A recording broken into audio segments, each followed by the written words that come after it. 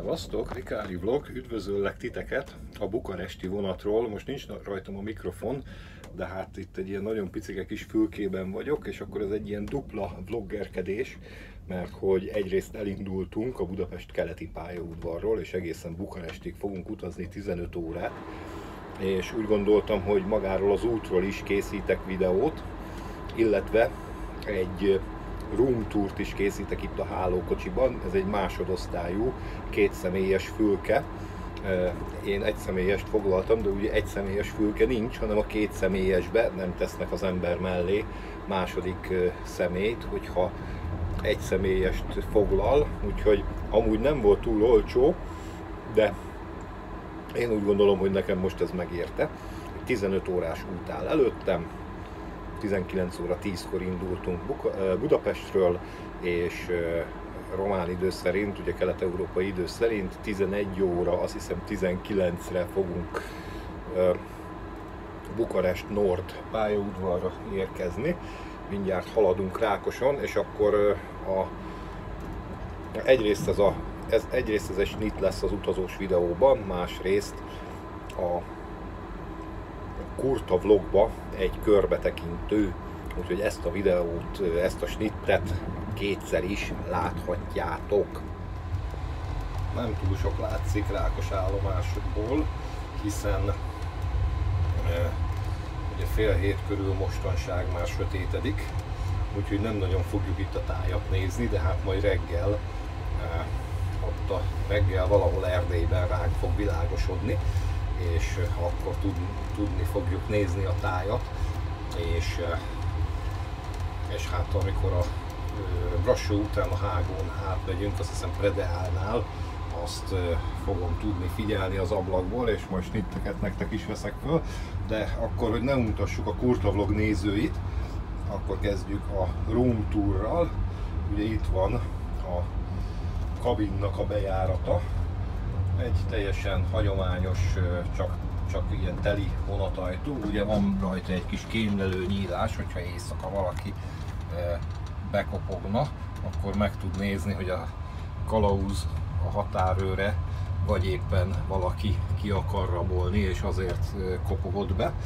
Most hát a biztonság mindenek felett, ugye van egy ilyen retesz, van egy szokásos vonatajtózár, és még egy ilyen zár is van, de ez mintha nem érne el odáig, tehát ezt nem tudom, hogy ezt úgy látszik, bocsánat, nem lehet beakasztani. Ugye itt a sarokban van egy létra, hiszen aki a felső ágyon alszik, annak is fel kell valahogy mászni. Ez egy ilyen beakasztható történet. Itt most ide van akasztva, de amúgy, ha valaki a felső ágyon szeretne aludni, egyébként ott van a klímát lehet állítani, és akkor valaki a felső ágyon alszik, akkor ezt valahova, azt hiszem ide kell akasztani, és akkor úgy lehet a felső ágyra felmenni. Egyébként érdekes a fülke számozás. Az ukrán hálókocsiban is furcsa volt, hogy ott kétféle számozás volt, és nem értettem, hogy melyik vonatkozik rám. Itt pedig nem sorba vannak a helyek számozva. Ugye itt van a 31-es és a 35-ös hely, hát most a 35-ösön nincs senki. És például a 32-es, 36-os az néhány fülkével arrébb volt. Úgyhogy ilyen jó pofa kis dolog. Ugye a vészfék, a klímának a kapcsolóját már mutattam, a villanyt alig bírtam fölkapcsolni. Itt azt kapcsolgattam le föl, és akkor egyszer csak felkapcsolódott a villany, de lehet, hogy még központilag volt lekapcsolva, nem tudom. Ugye itt az ajtó fölött, meg a folyosó fölött ugye podgyásztartók vannak, ugye ilyen hosszú útra, ahova éjszakai vonattal utazik az ember, azért szokott holmit vinni. És itt is van még egy kisebb podgyásztartó. Nekem csak a pulcsim van ott, hát ilyen rétegesen kell öltözni, mert lehet hideg is hazafelé, de amúgy Bukarestben holnap 30 fok lesz, Konstancában, vagy Bukarestben csak 27 és Konstancában 30, ezt nem tudom.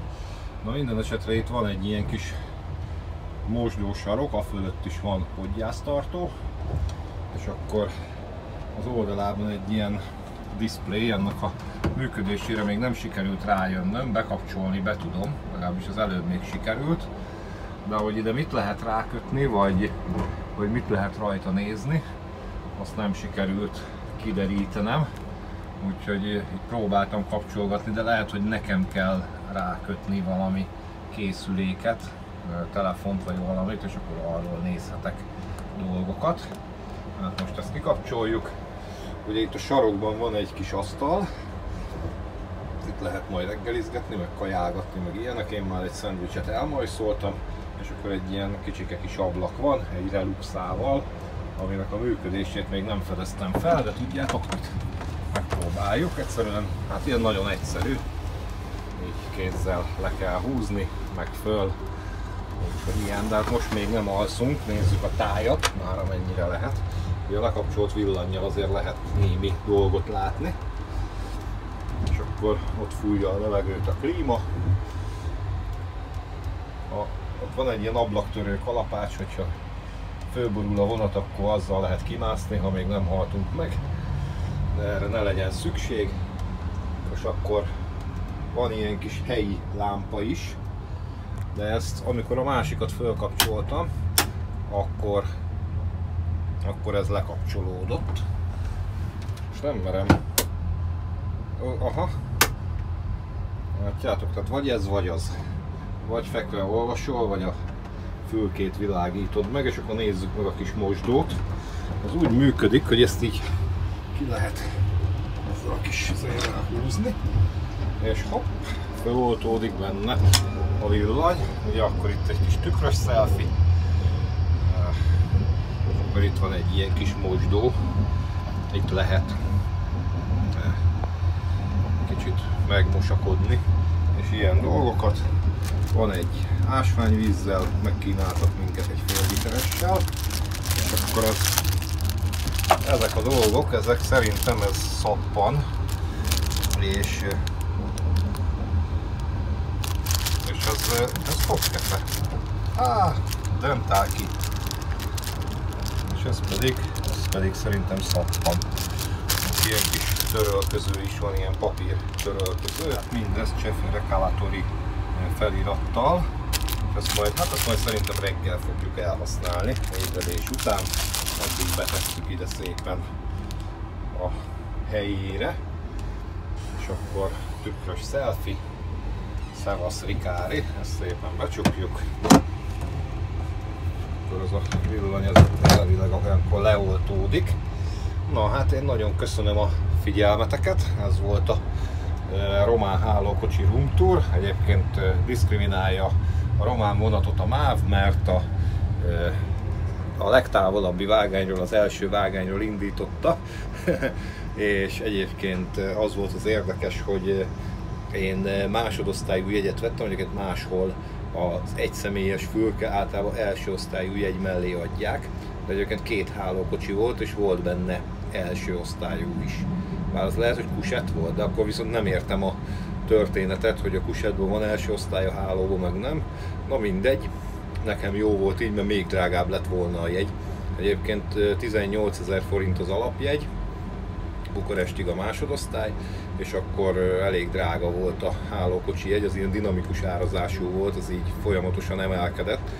A kettőért együtt 55 000 forintot fizettem, úgyhogy nem olcsó, de hát amikor először megnéztem, még csak 50 volt, és akkor így kúszott fölfelé, úgyhogy 55-nél megvettem. Most így utólag gondoltam bele, hogy lehet, hogy a román oldalon olcsóbban meg tudtam volna vásárolni, ugye le van nekem töltve a telefonomra a Cefere applikáció. De hát most már mindegy, majd legközelebb utána nézzünk ennek a dolognak is. Itt most haladunk szerintem Rákoskert megállóhelyen, és én el is búcsúzom. Nagyon köszönöm, hogy megnéztétek ezt a kurta vlogot. Aki pedig a másik videót nézi, az maradjon, mert megyünk tovább, még nagy út áll előttünk.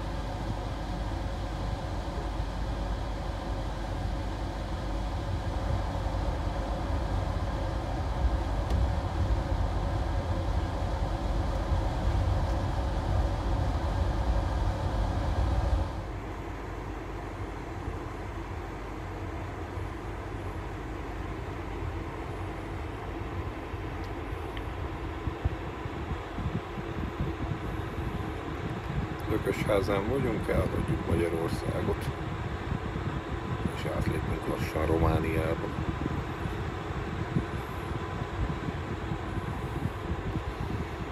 Közben zajlik az állomás átépítése nagy erőkkel.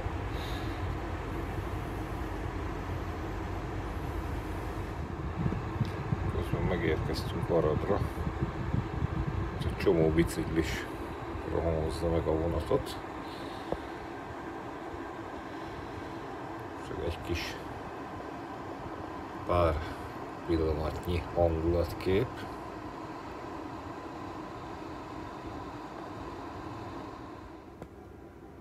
Közben ránk világosodott, egyébként elég jót aludtam, bár többször felébredtem, mert azért voltak itt dinamikus fékezések, gyorsítások, de hát hamar vissza tudtam aludni, és ami kicsit rontotta az élményt, az alvás élményt, az volt, hogy hát ugye fáj egy kicsit a hátam már egy hete, és fekve ez nem az igazi, de egyébként most már így felébredve, így azért több mint 6 órát aludva, most már így a tájat fogjuk nézni.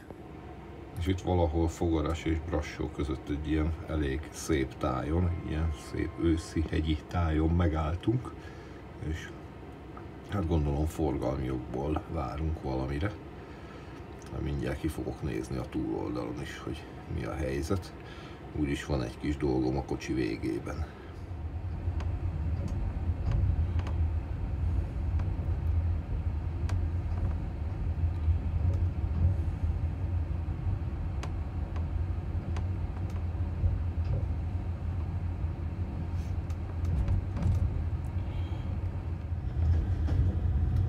Este a roomtourból kimaradt, pont a lényeget, a hálókocsi lényegét, az ágyat felejtettem el megmutatni. Hát most már nem olyan szépen van ágyazva, mint este, de egy ilyen kis ágy található, egy ilyen újságtartóval, és egyébként ez felhajtható, tehát hogyha hosszabb utazásra megy az ember, mint egy éjszaka, akkor ezt ugye beágyaznak, felhajtják, és akkor ez ülésként szolgál.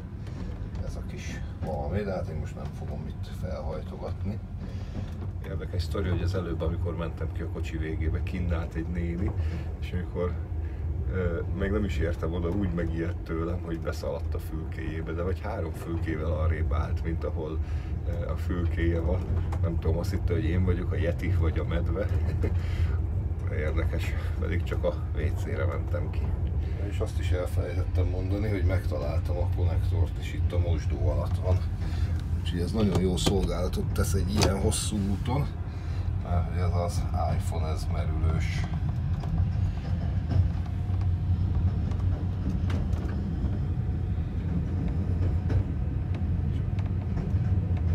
Szép napfelkeltében utazunk, itt már mindjárt 8 óra van, de otthon még csak mindjárt 7.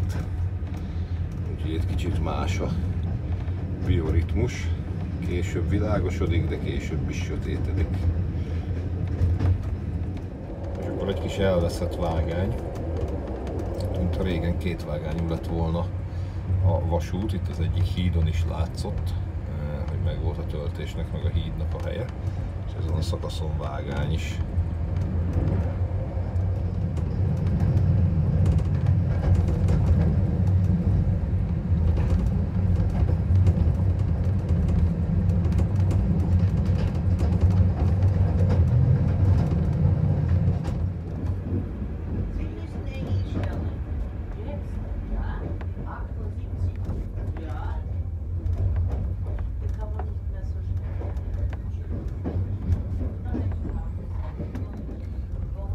Itt megérkeztünk Brassóba, és mindjárt megállunk itt a brassói állomáson.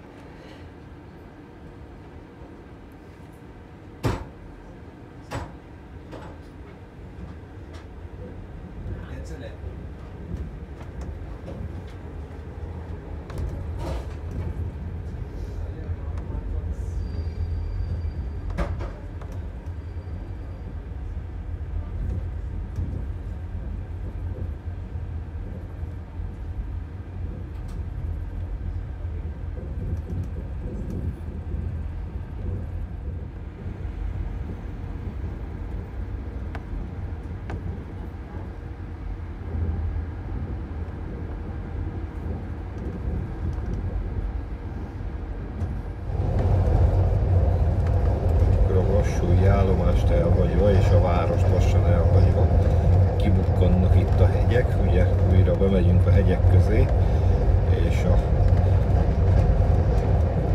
gyakorlatilag a régi Magyarország és Románia határán lévő Predeáli szorosban fogunk átkelni az echte román területre. Nézzétek meg, milyen szép nagy hegyek vannak.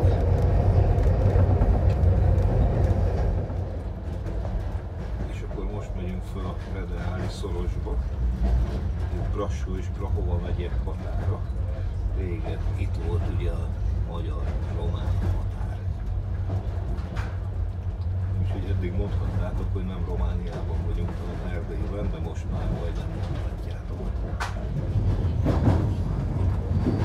Már újra kétvágányú a pálya és villamosított. Egy darabon dízellel jöttünk.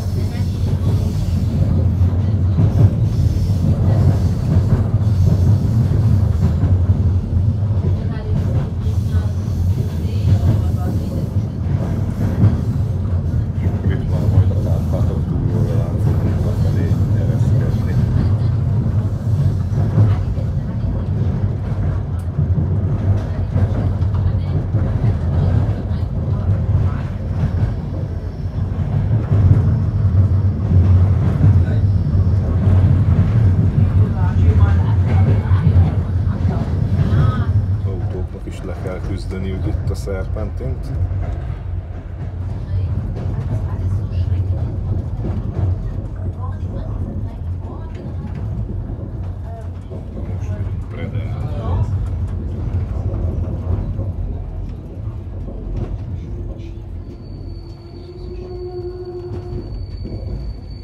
Ez volt valahol a határállomás.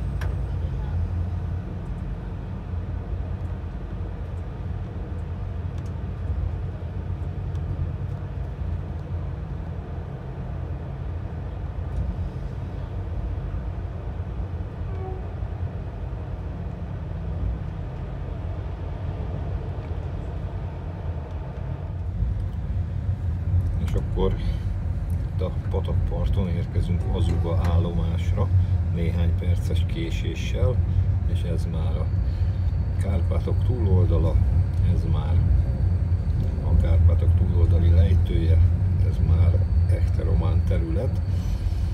Ez volt ugye régen a határállomás 1920 előtt.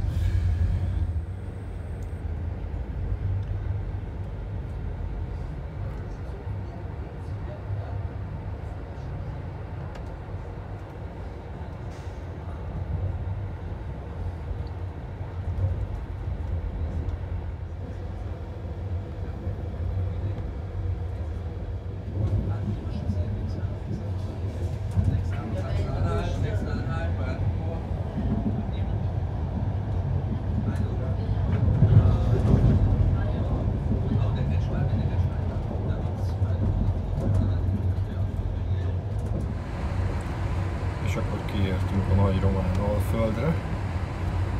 Most már Ploiesti következik, és onnan már egy megálló, egy fél óra Bukarest.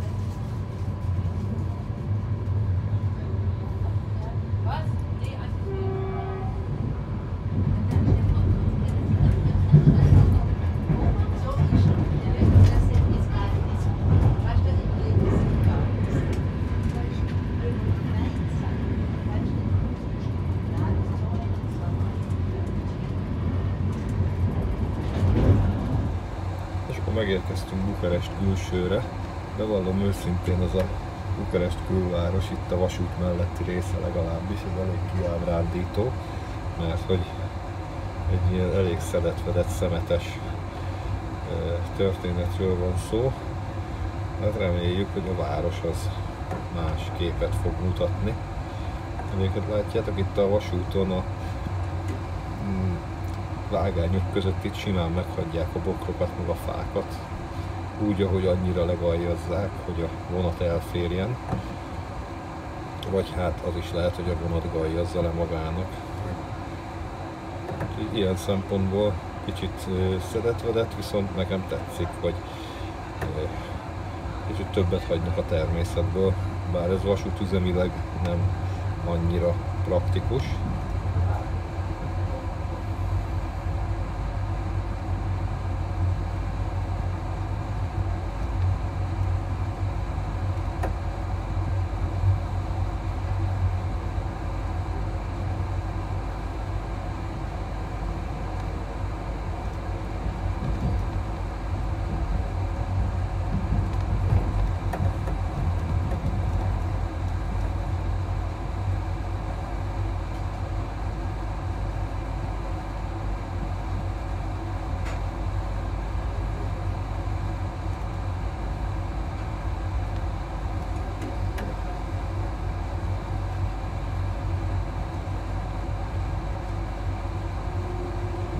A magánvasút, azt hiszem Astra a neve, és egy ilyen kocsit láttam Temesvárott, amit nem tudtam, hogy micsoda, de egyébként van egy Temesvár-Konstanca járatuk, ilyen éjszakai vonat, sőt, bocsánat, Arad, Temesvár, Bukarest, Konstanca. És elővárosi pályaudvar található. Meg gondolom ilyen rendező és tároló.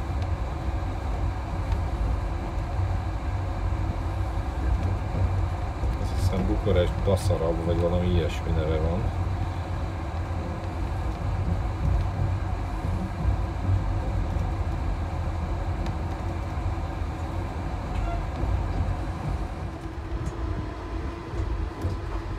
Ez már viszont a végállomás. Bukarest északi pályaudvar, Bukarest Nord. Itt még nem ér véget a videó, mert hogy ezt a videót egészen Konstancáig szeretném forgatni. de hát eltöltünk pár órát itt Bukarestben, mielőtt tovább utaznánk.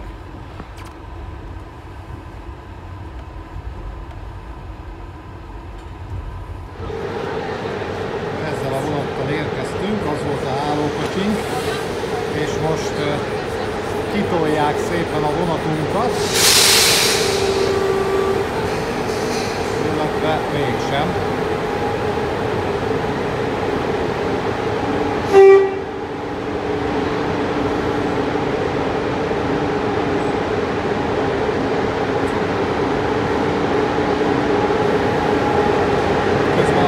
Szállítás többször változott.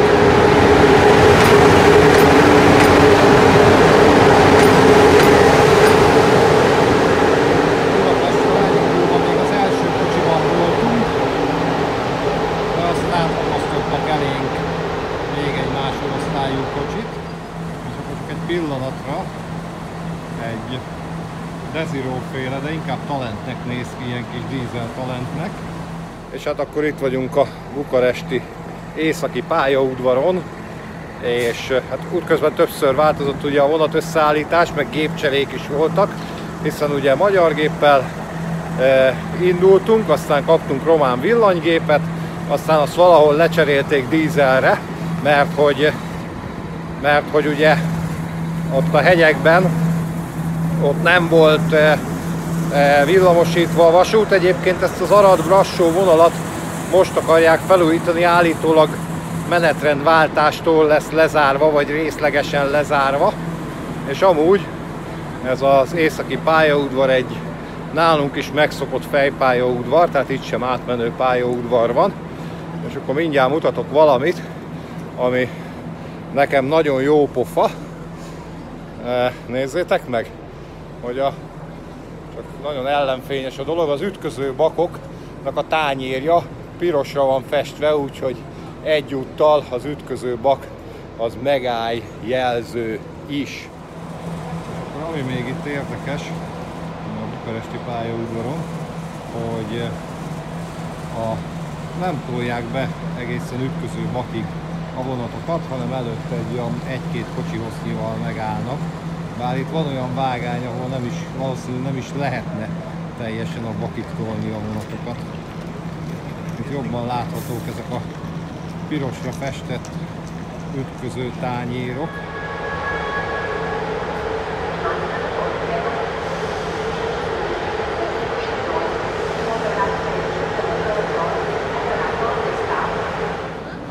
Csak hogy beérkeztek különböző irányból a vonatok, amit meg szeretnék nektek mutatni, itt a vágány végénél az előbb ezt nem vettem észre.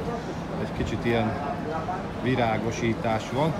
Egy nagyon jó pufa kerítés található meg itt a virágos kertnél, ilyen gőzöst mintázó kis vas kerítés.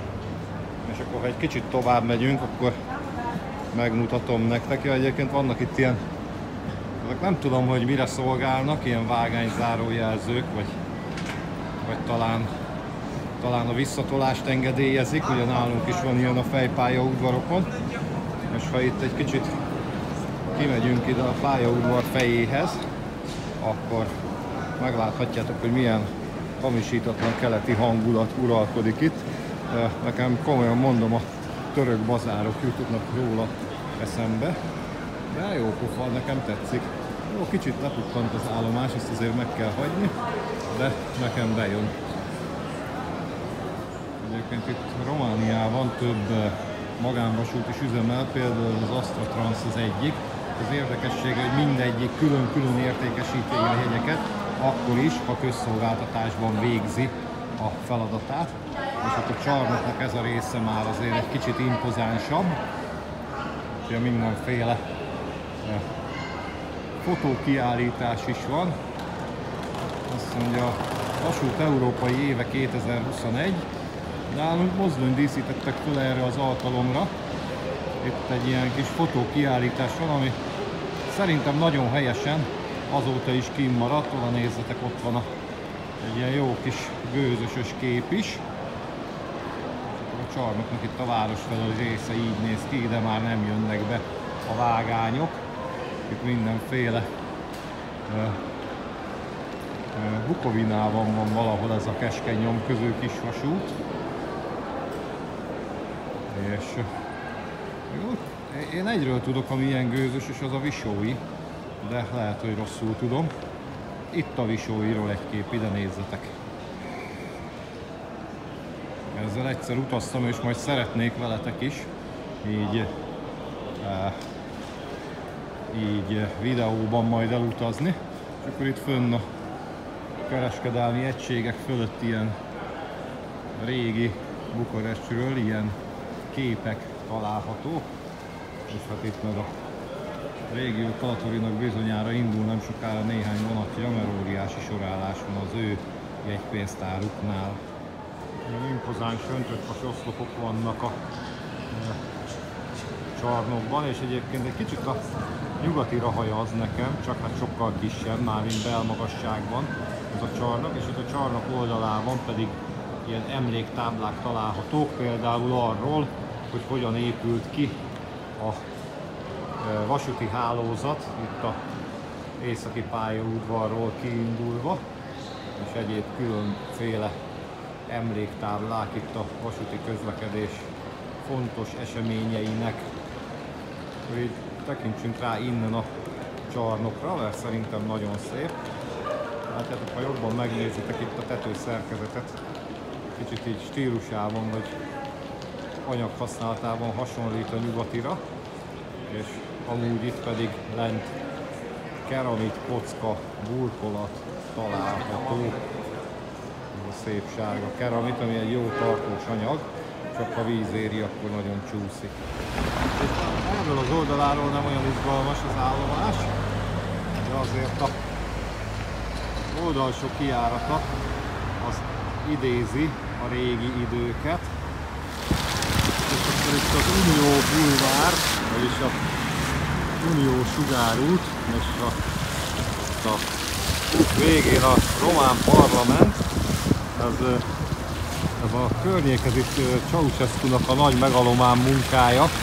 Ez a sugárút, ez szélesebb, mint a Champs-Élysées, és óriási ez a parlament, és különböző más kormányzati intézmények is voltak benne annak idején. Most nem tudom, hogy a parlamenten kívül mi működik benne, de itt nem tűnik olyan szélesnek az út, de ugye a fák mögött még folytatódik, és amúgy itt kb. 500 hektárnyi területet romboltatott le Ceausescu.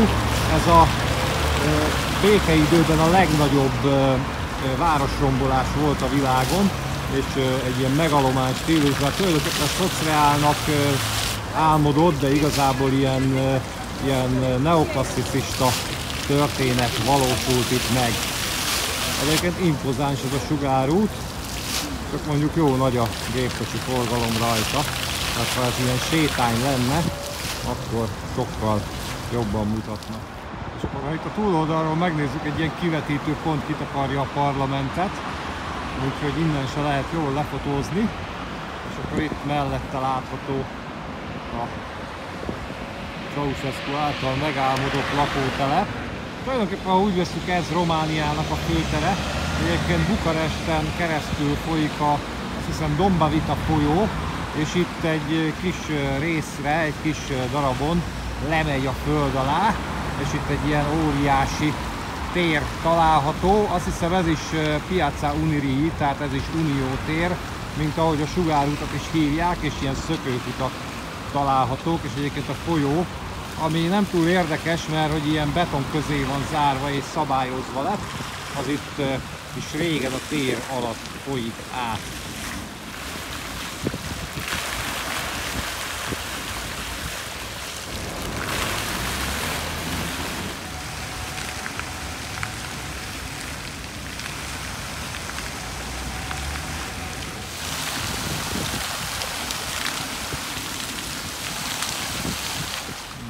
Hát ez a része a sugárútnak már sokkal kellemesebb.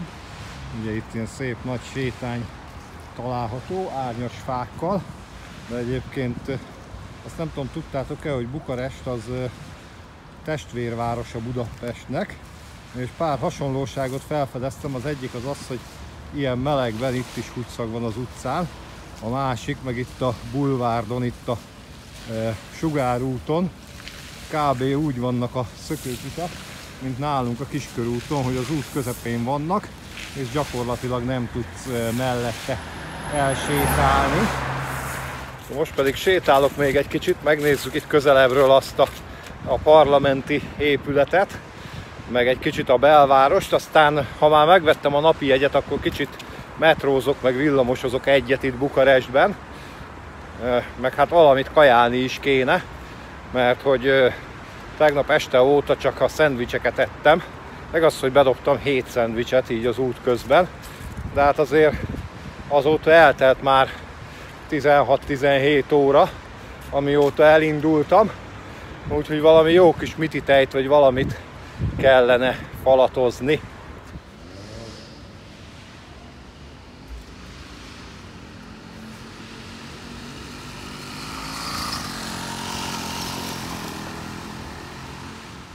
Egyébként, ha már itt vagyunk, akkor néhány tény és néhány leg Bukarestről. Egy kicsit bezzeg bukarestezzünk, vagy bezzeg romániázzunk.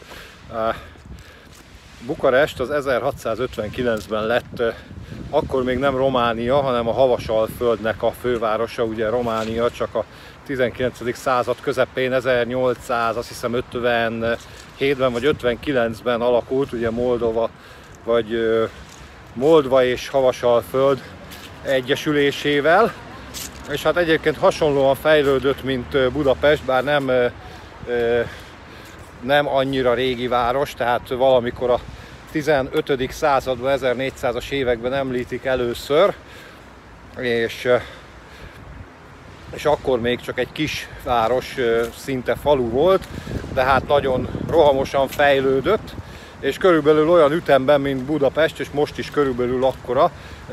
Hát kiterjedésre nem tudom, de ránézésre igen. Lakosság számra ugye Budapest 1,7, Bukarest 1,8 millió, tehát bezzeg Románia, Bukarest egy picit népesebb, mint Budapest.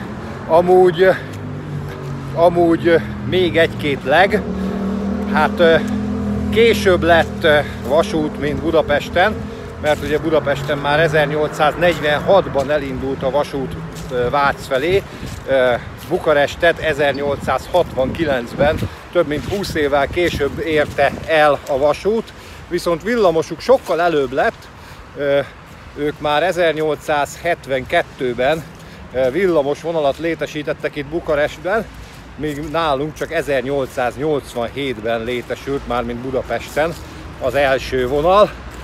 És akkor még egy ilyen bezzeg romániás dolog, hogy az első tévéadás az 1956-ban volt Romániában, míg nálunk 59-ben, úgyhogy ebben megelőztek minket. Viszont metróépítésben pedig mi előztük meg őket, mert hogy nálunk már 1970-ben megnyílt az első metróvonal, itt pedig csak 79-ben, viszont azóta töretlen a fejlődés, és immáron 6 metróvonaluk van, egy elég érdekes hálózat. Ha lesz időm hazafelé menet, akkor többet fogok itt elidőzni, akkor lehet, hogy csinálok róla egy rövidebb videót. És akkor itt a parlament előtti téren valamilyen sátoros ünnep van, valamilyen népünnepély. Kürtös kalácsot is árulnak egyébként, és itt látható közelebbről a parlament épület, egyébként a Népházának nevezték még a Ceausescu időben, és a parlament, a szenátus, az alkotmánybíróság is benne működött, vagy lehet, hogy működik is, ezt nem tudom, és elvileg itt lett volna Ceausescunak a rezidenciája, és amúgy ez a világ harmadik legnagyobb épülete. Az első kettő között a Pentagon van, és a másik az első kettő közül nem tudom melyik. És azt majdnem elfelejtettem mondani, hogy ez a harmadik legnagyobb épület, ez 300 000 négyzetméter alapterületet jelent.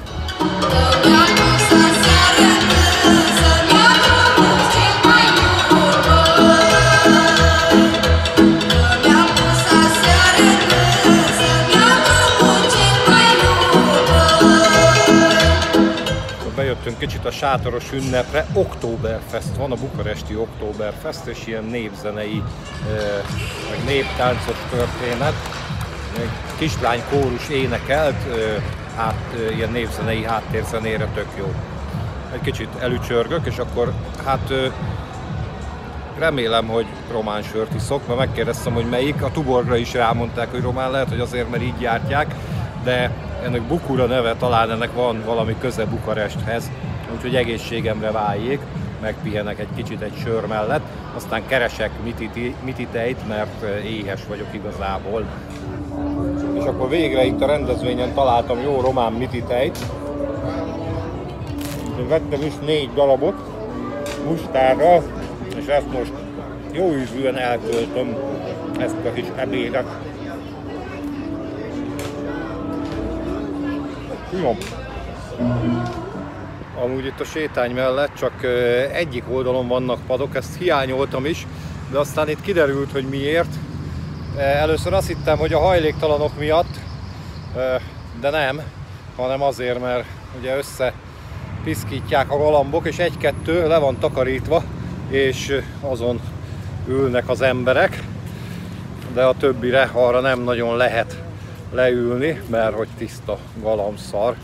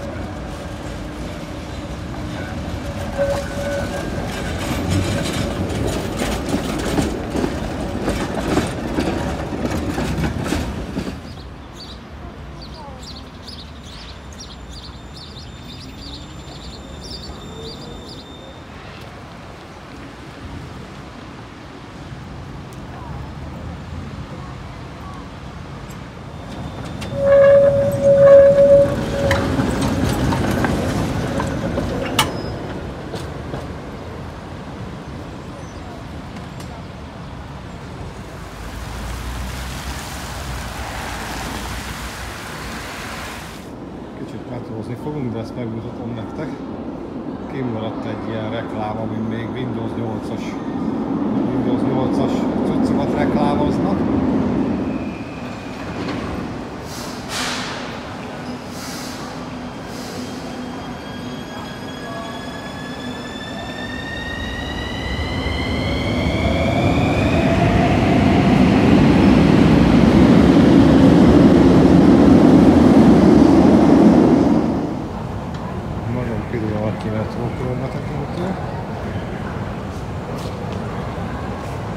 Egy megállót fogunk csak most menni egyelőre, mert majd egy másik videóban szeretnék nektek valamit megmutatni. Ilyen kis kialakítású az állomás. Egy kicsit kopottas, de tágas.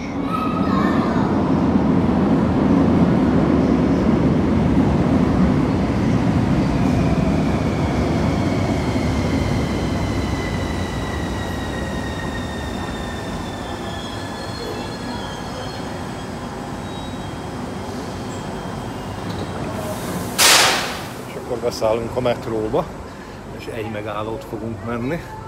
Itt is olyan a metró, ilyen, mint nálunk, hogy oldalt kell ülni. Bence nem szereti ezeket. Mindegy, most egyet megyünk ezzel, és aztán a másik videóban bemutatom nektek ezt a következő állomást.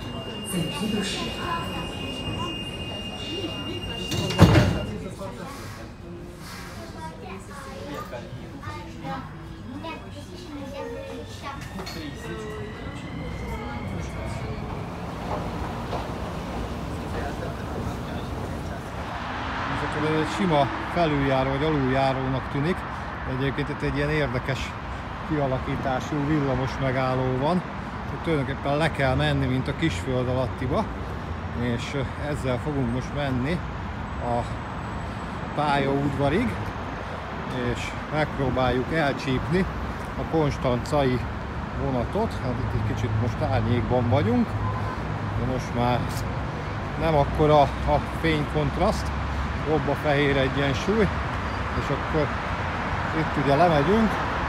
Most a metrók is késtek egyébként, amikkel utaztam, és a villamosnál is úgy látom, hogy most azt írja, hogy 4 óra múlva jön, pedig amúgy másik megállóban megnézem, akkor azt mutat már 10 percet.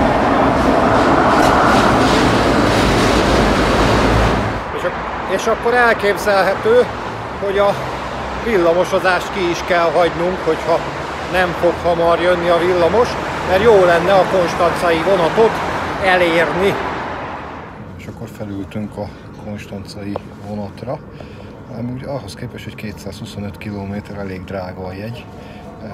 Másodosztályra lett volna 72 lej, első osztályra meg 106 lej volt, tehát több mint 8000 forint. És akkor itt a másik telefonon látszik az útvonal.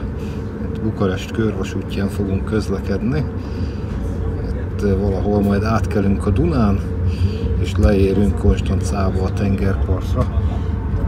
2,5 óra körülbelül az út, és akkor itt elhagyjuk a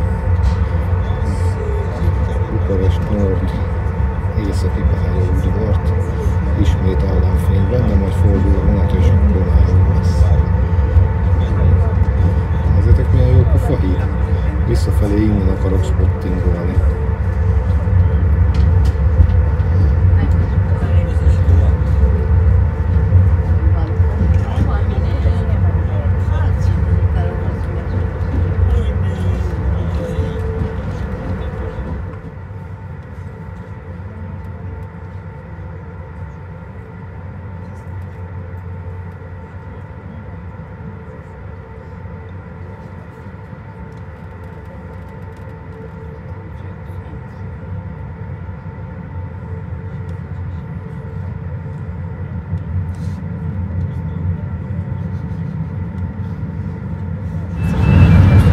Egyébként a Nagy Román Alföldön haladunk, és itt van egy olyan szakasz, ahol kb. 50 km-en keresztül szinte nyílegyenesen megy a vonat. Nem tudom, hogy van-e benne minimális ív, de a térképen nagyon úgy látszik, hogy nyílegyenes. Lehet, hogy ez valami a leghosszabb egyenes szakasza. Egyébként itt egész jól megyünk, nem úgy, mint a Arad és Brassó között. Úgy látszik, elkezdődött, de nem épült meg a teremtető. Nem tudom kimondani a nevét, de ez is egy olyan állomás, hogy nem arról a településről van elnevezve, ahol található, hanem egy jóval messzebbről.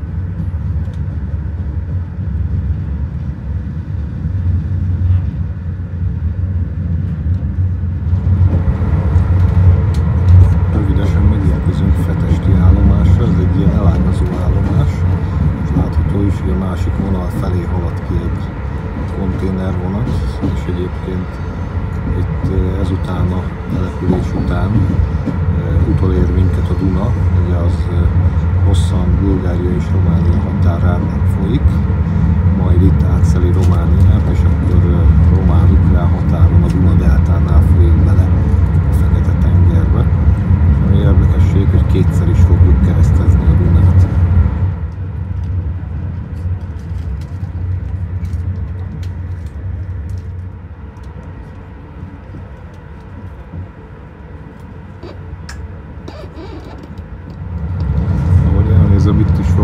épült, vagy máshogy tervezett vágány, mint Kőbánya-Kispesten és Budapest-Kelenföldön.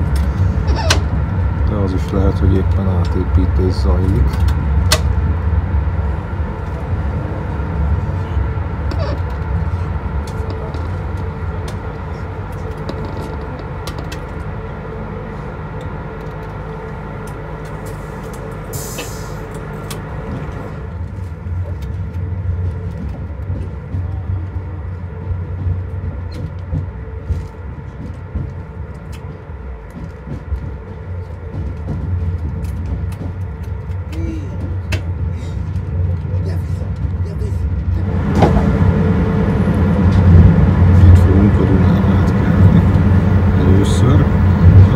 Kétszer át kellene rajta, azért mert kanyarog a Duna, hanem mert itt egy nagy sziget van rajta.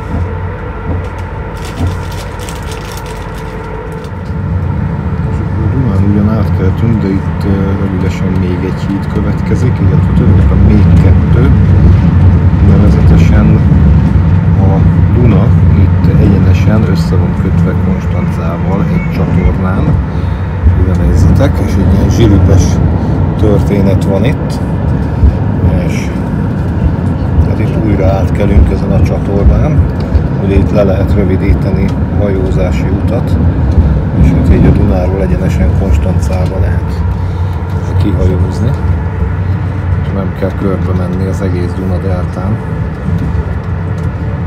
De itt is van egy kis sziget, úgyhogy lesz még egy híd vagy töltés, azt nem tudom.